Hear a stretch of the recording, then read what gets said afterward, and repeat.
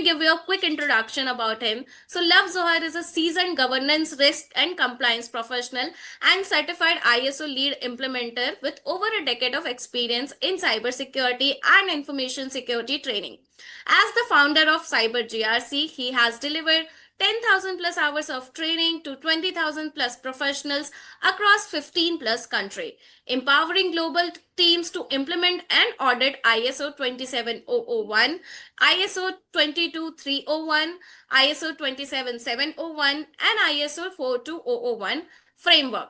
Loves practical hands-on teaching style, bridge technical depth with real-world application, making complex GRC concept simple and actionable. He holds multiple certification including ISO 27001 and 42001 lead implementer, CompTIA Security Plus, ITIL V4, CCNA, and Prince 2 practitioner.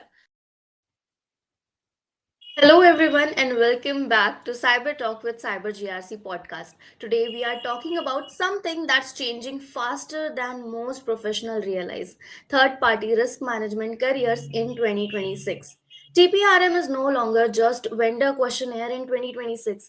Third party risk management will include cloud provider, SaaS platform, AI vendors, payment processor, BPOs, logistic partners, call centers, data brokers, marketing platform, and even open source dependency through vendors. So what does that mean for career?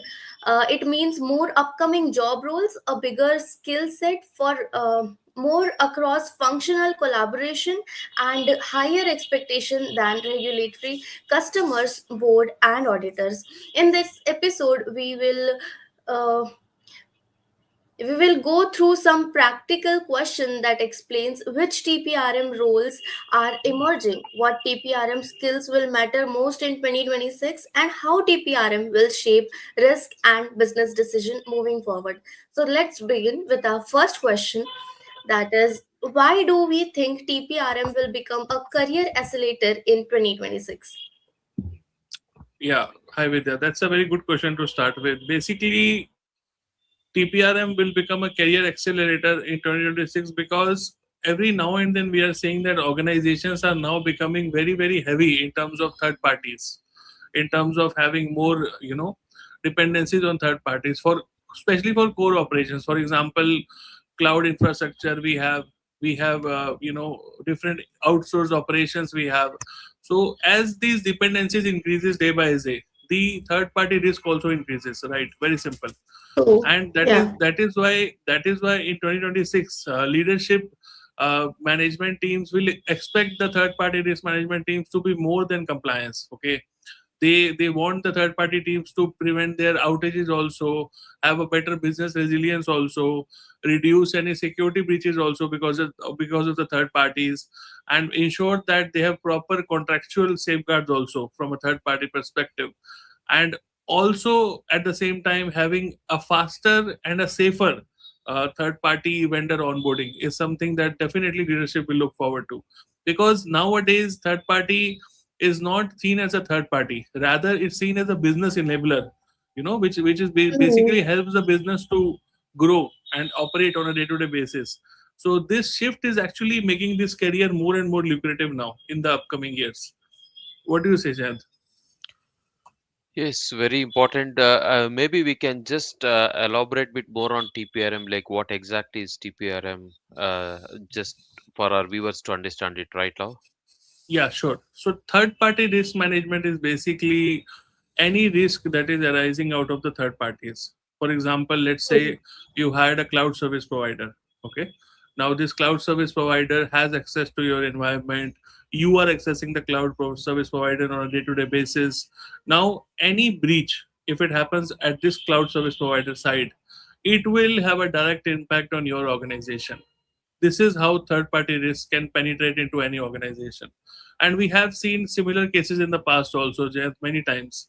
We have seen cases with solar winds also. We have seen cases with many different, major, players in the market, where it already happened in the past because of third parties. We have seen recent outages also at many instances we have seen because of the third party integrations only.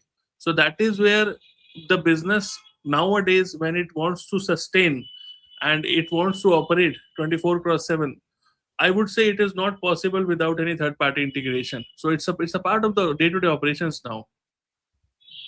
But So I as was you just said, reading an jobs are. article here.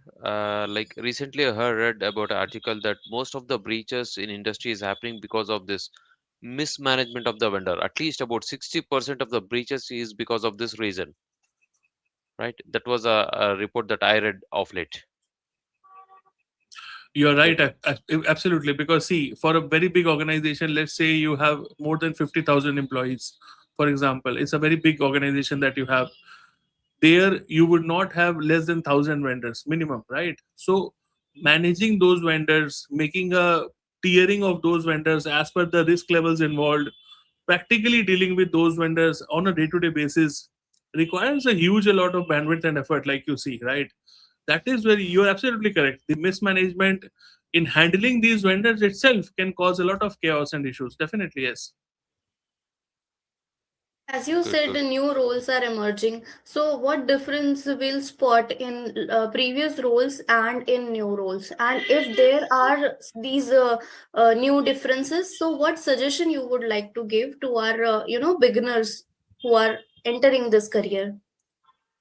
So basically, new roles will be coming. For example, now the organizations will be having some basic understanding from the third party risk analysts in terms of information around AI risk, okay, information around privacy related issues and risks, so that the third party risk analysts now can actually understand these issues at a broader level, because earlier these were not regulated. Now these things are also regulated.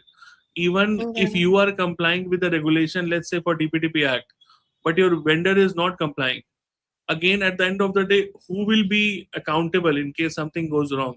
You will be accountable, Yeah, right? the organization. True. Exactly, Yes. exactly. So that is where now the roles are changing now. Now more and more actually expertise are expected from the third party risk analyst in terms of having a certain degree of ISO 42001 also, I would say, and a basic practical understanding of DPDP also. Because without these two, Jayant, I don't think it's possible for any third party to even analyze the risk. What do you say? See, now because we have this DPDP Act enforced in India, and even same time we are talking a lot about artificial intelligence. Now we have a new standard on AI, basically that is ISO 42001, artificial intelligence management system. Like TPRM is a very important for individual to have it, right? In their credibility, this should be the practice in the any organization, best practices. Yeah. Okay. Yeah. Next question we have is, what are the upcoming 2027, 2026 biggest change in TPRM job expectation compared to 2024 and 2022? Now the biggest changes in the TPRM job expectations would be basically now they want you to have understanding about how to conduct privacy assessments. Okay, for example, Okay. DPIs, you should know how to conduct. They would expect you to know how to conduct impact assessment for AI, how to conduct risk Mhm. assessment for AI. These are the emerging things. Okay, that is where Yeah. more and more skills are required from a privacy and a AI perspective. Okay, you should be able to conduct privacy assessment. You should be able to conduct AI impact assessment, risk assessment, and then on top of that, how are you mapping these risks to the business is the main thing now, because that part earlier was missing. But now leadership wants to know, if tomorrow this DPI assessment, how does this DPI assessment help my business on a day-to-day basis? How does this AI impact assessment will help me at my business level? Now this is the thing that the leadership wants to know. These are the things that they have to now be ready for, because these questions are now coming. And for how much time phase it will be still, it won't change. So the changes are already coming, like we are seeing with all these changes, which are the shifts that we are seeing. Now leadership Hmm. wants to map the risk for TPRM with the business objectives. Okay, they want that mapping to happen now. Okay, and this Yeah. will increase more and more in the future, because No, let's but say, still, what time yeah, we could expect the next shift time, could be? this shift is already happening, like we are saying, right? So it's Yeah. already started. It will increase more and more in 2026, because see, there is a reason why it will increase. I'll tell you. Right now, many organizations are in touch with us also, are actually ready also, are actually, already in the planning phase of deploying the artificial intelligence, right? Because it's already quarter Q4 of this year. That is why many organizations are not starting their new projects. Okay, we already Yeah. have got engagements from many organizations where we have been asked to conduct AI related trainings.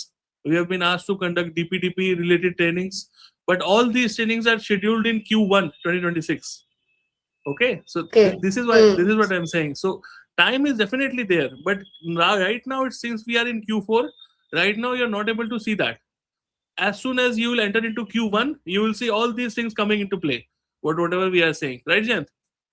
Yes, basically, Vidya, what is important for us to understand, this has been integrated as a business objective altogether from the leadership team, right? See, if you want to understand what is that objectives, whenever they set any objectives for to run the business, handling the vendor will become a critical here. Okay, they have it in their objectives. That is what we have to understand here. So it is integrated already in the process. Okay. Okay. Okay, we have a question. Uh, Someone who have experience in financial crime risk and compliance both as analyst and quality analyst can grab opportunities in TPRM, GRC analyst and ISO auditor roles. What upskilling required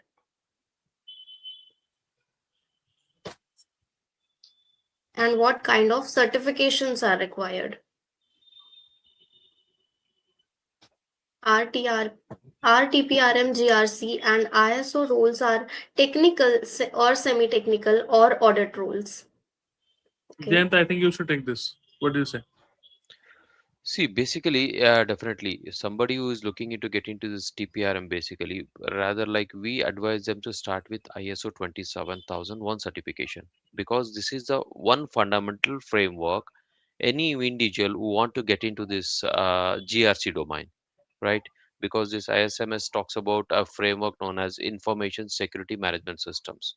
Having that as a fundamental knowledge, building upon that with respect to TPRM knowledge, definitely it will add a credibility to their profile, basically, right? Right? You have And anything? Yeah. We yeah, have some and more questions. yeah, and basically, you do not have to be core technical person, like we already mentioned. You should not know how to configure a firewall. You should not know how to configure a IDS or a IPS. You should know what these are actually. That's it. You should have a basic understanding about all these things. Definitely, it is required. We would not say that it is not required. However, you do not need a technical complete in depth of that. That is not required actually. Okay, so if you have a basic understanding about how security operations work, if you have a basic understanding on how SIEM work, if you have a basic understanding about all these infrastructure items on information security related things like confidentiality, integrity, availability, how to implement them, multi-factor authentication, if you have basic understanding about all these things, you are definitely good to enter into the GRC roles. Okay, because on the day one nobody will ask you to configure a firewall.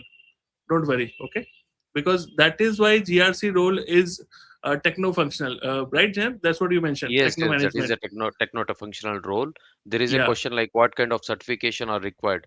See, we Mm. advise somebody is planning to get into this GRC domain or third party management, vendor management, basically. We strongly advise you to start your career with ISO 27001 and plan TPRM altogether, right? So you can get in touch with us for that. We have a number displayed on the screen. You can reach us over the call or on the WhatsApp. We have upcoming batches in the month of January 18th. You can just enroll, reach us, and get enrolled yourself. Okay, go ahead with you. Okay, one more question we have, that is what is time frame? What is time frame ISO 27001 and TPRM upskilling? Jayat, you want to go ahead? Yeah, it's Is- all about see. Basically, Yeah. if you talk about time frame for the course altogether or to learning aspects, it will take about 40 to 50 years of training, right? So the training that we provide, it's all about practical hands-on training. We will not focus just on theory, right? So you have to implement over the classes. Okay, so it will take about 40 to 50 hours of training, definitely, each one of that. Right. Right. Yeah, Vidya. Right. Yeah. As we have already discussed in our previous sessions also that how practical training is done. Some examples was shared by Love Sir also in those podcast. So feel free to reach out. Number is displayed. And the next question is, what new TPRM job roles are emerging in 2026?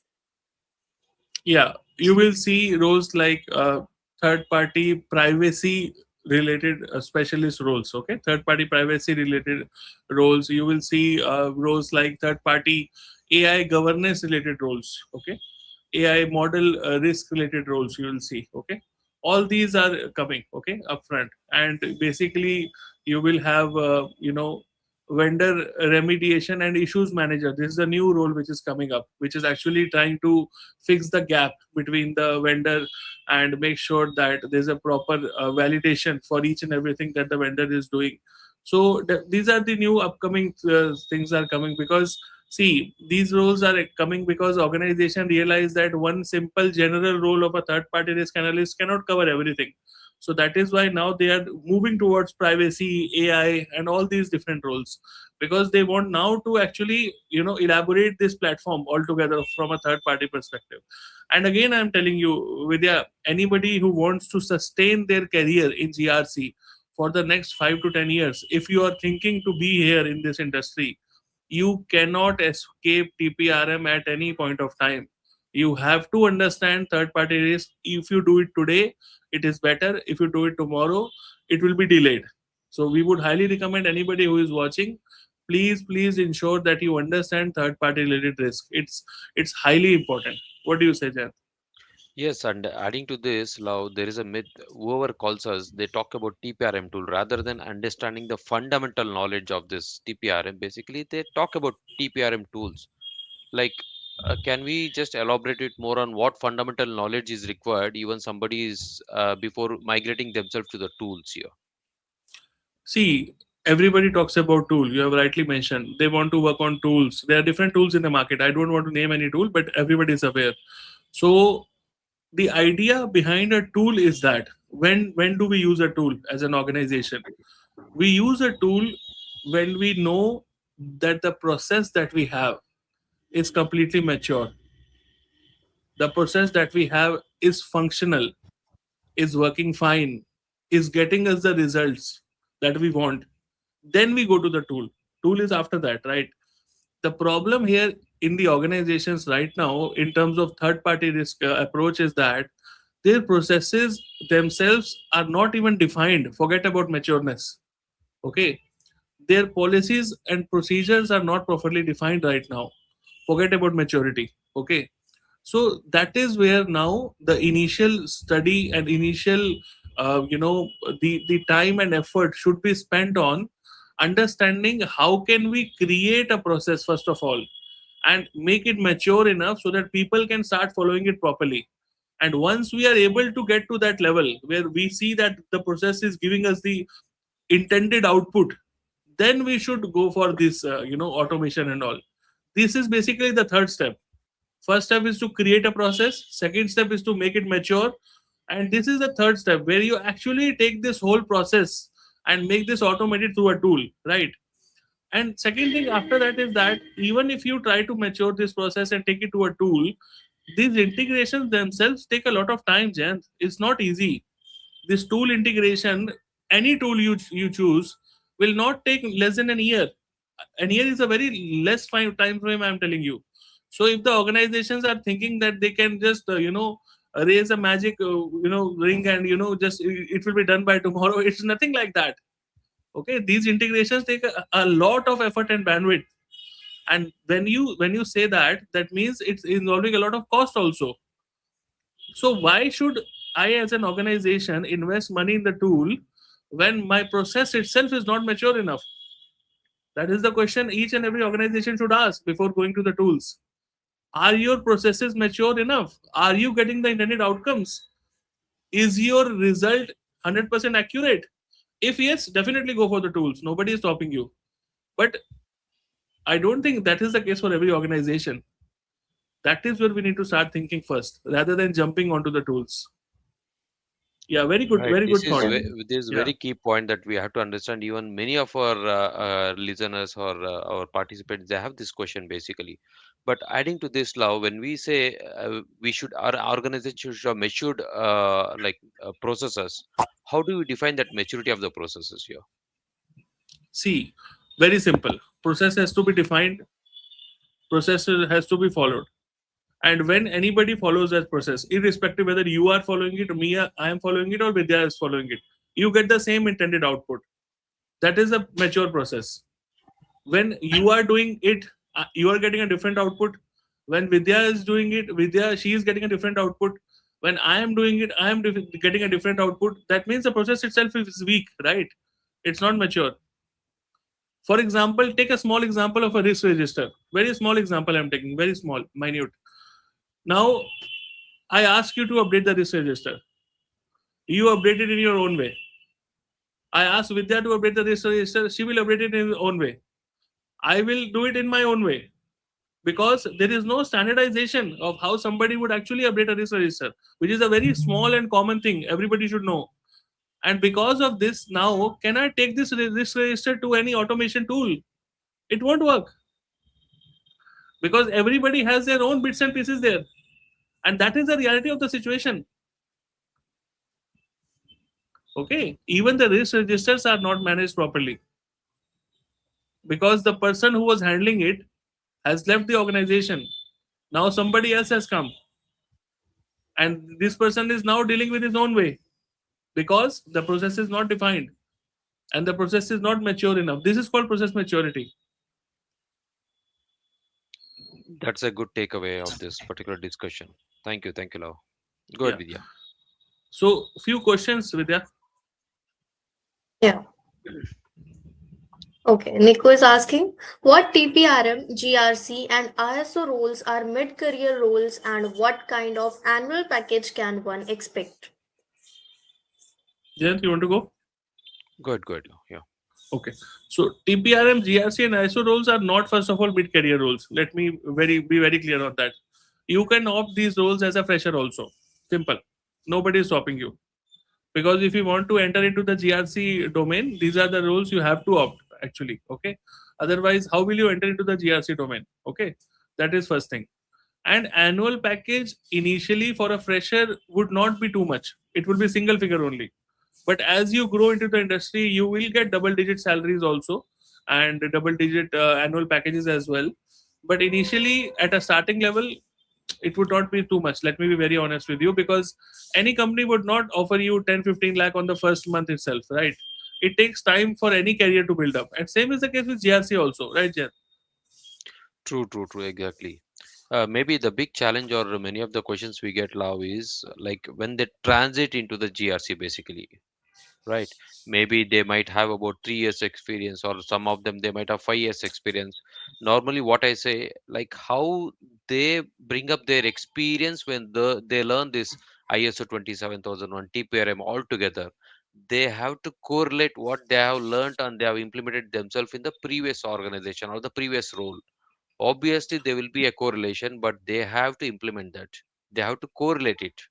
Then they should be able to break the interviews and look for a better packages.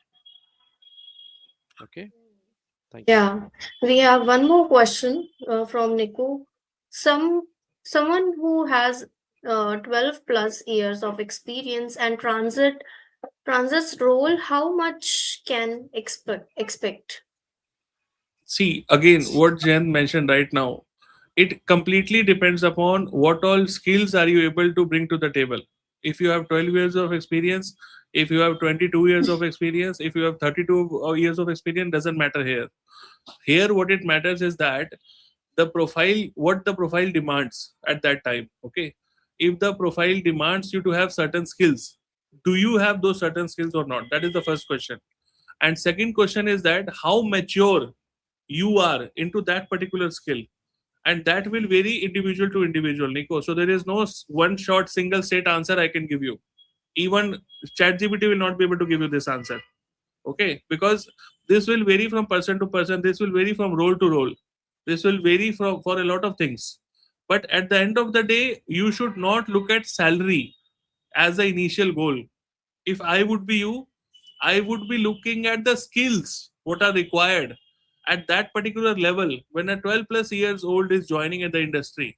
This is what I would look at, because once you have the right skills, once you have the right understanding, once you are able to understand the interview process, if you are able to clear the interview, that is where you should think about these other things. First of all, your task should be how would be able, you be able to convince this particular person, because you are actually from a different industry, and after 12 years you are joining into this industry. So this should be your thought process initially, rather than thinking about salary and all. Okay, I know it is important, salaries do matter, I'm not saying they do not matter, but at the end of the day, when somebody is transitioning, their focus should be on skill rather than salary initially, at least. Right, Jant?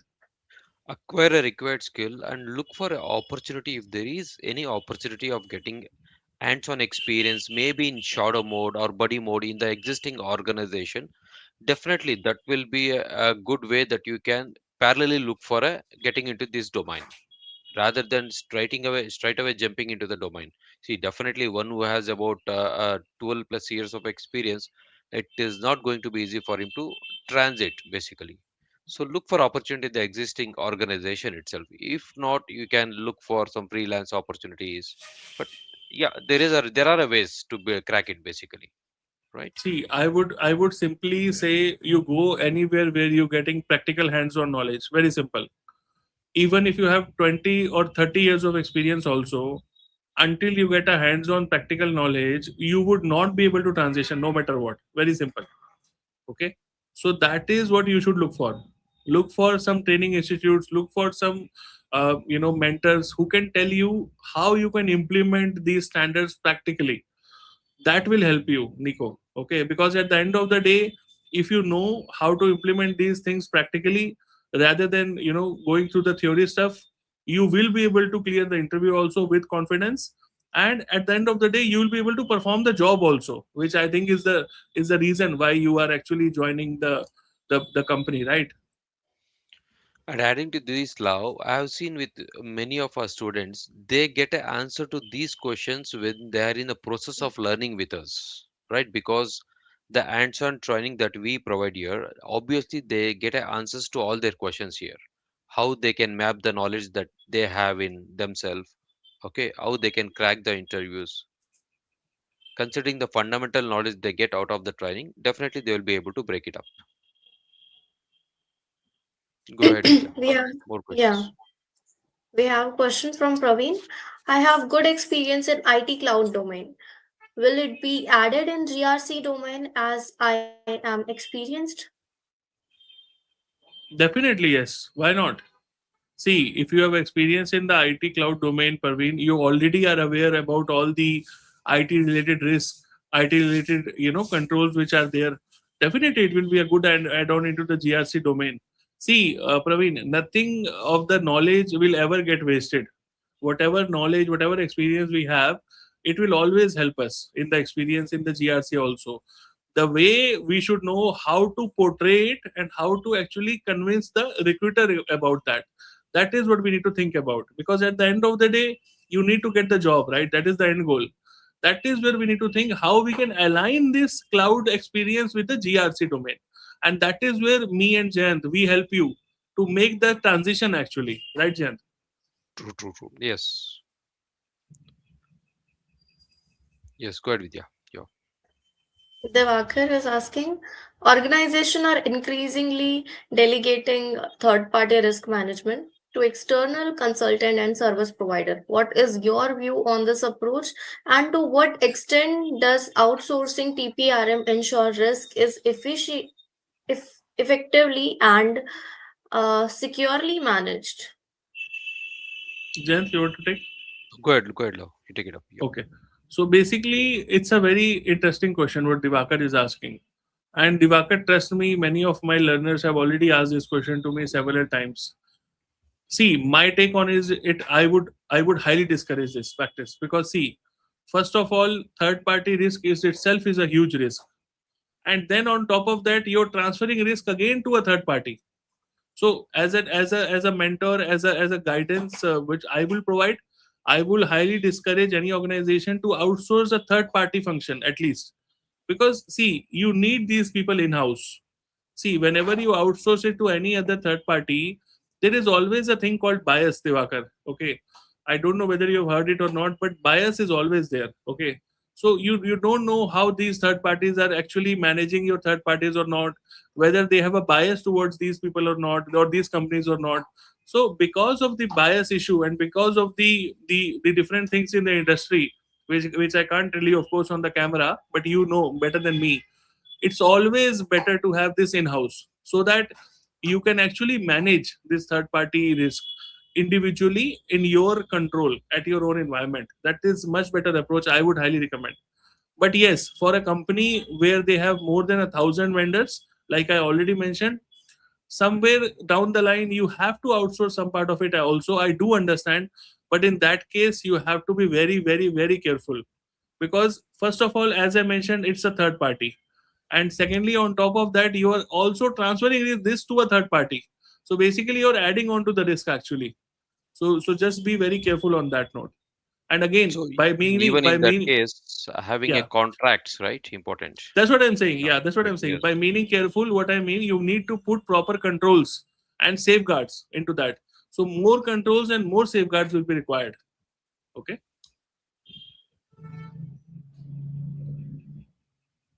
Thank you, Parveen, and thank you everyone for asking question. We feel so good and happy that people are engaging with us because we all are doing this for only for you guys. Chalo, moving ahead. Yeah, please. You were saying Good. something. Yeah, I was saying that if you remember, we started this podcast. I told you people will come with us. See, they are coming now. It takes time, definitely, but yes, see the responses now that you are getting. Yeah.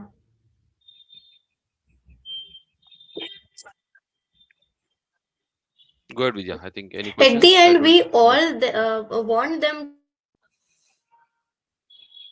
Yeah. What should freshers or career switchers learn first to enter TPRM? They have to understand the complete TPRM life cycle, how TPRM works. It starts from onboarding. When do we onboard a vendor? Why do we onboard a vendor?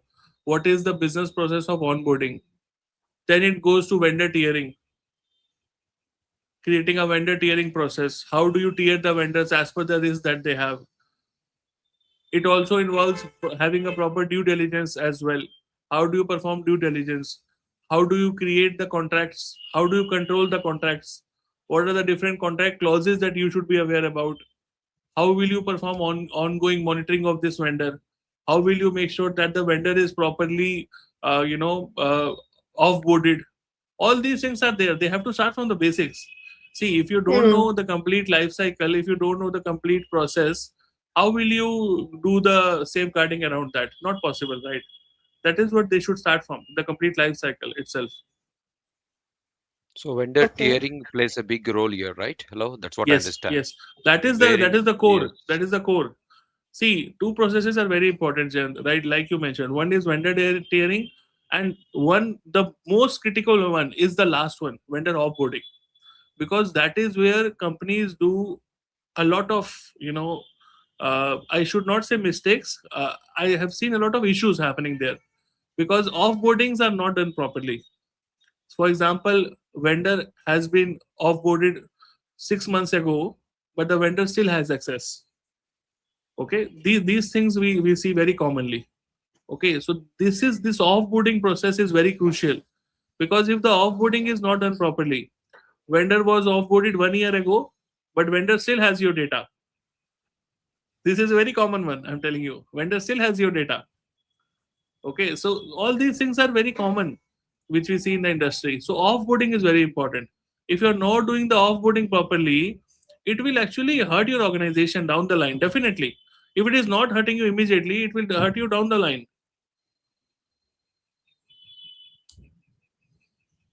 Next question that I have is, how does TPRM shape the future of organization beyond compliance? See, like we mentioned in the beginning only, it basically now helps the business to make decisions at a strategic level. Okay, having the right vendors in place, having the right contracts in place, now it is becoming very important. See, if you want business resilience, you have to have the right vendor in place, and you have to have the right risks mitigated at the right time.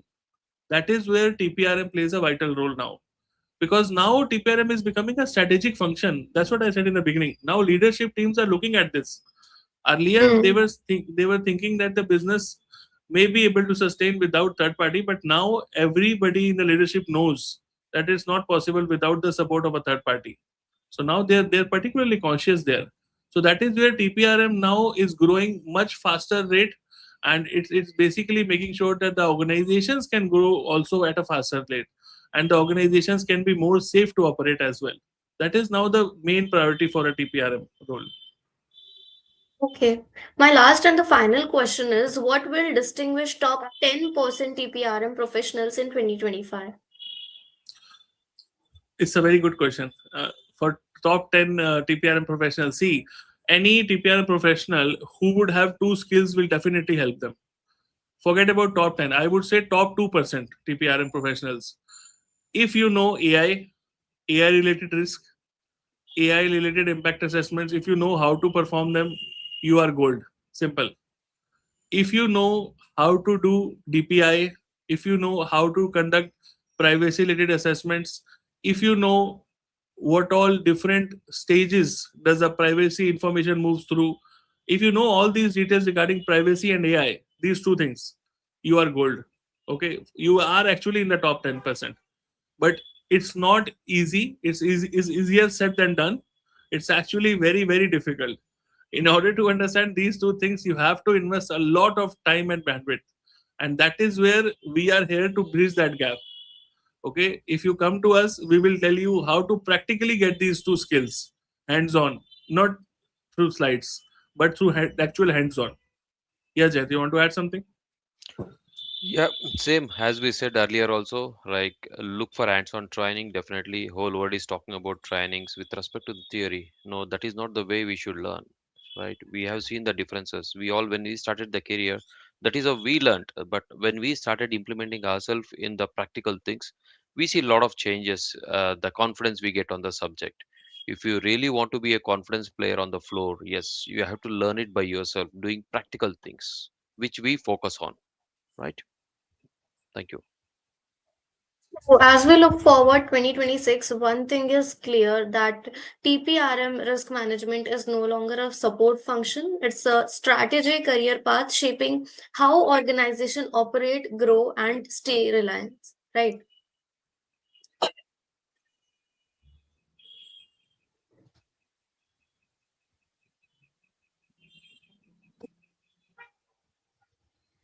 Whether you are just starting your journey or already working on GRC, building strong TPRM skills, today means positioning yourself for some of the most in demand roles of the future across risk, security, privacy, AI, and governance.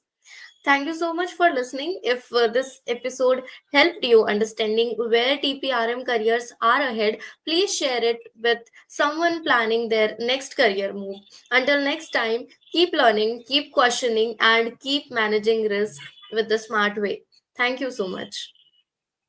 Thank you, everyone. Thank you.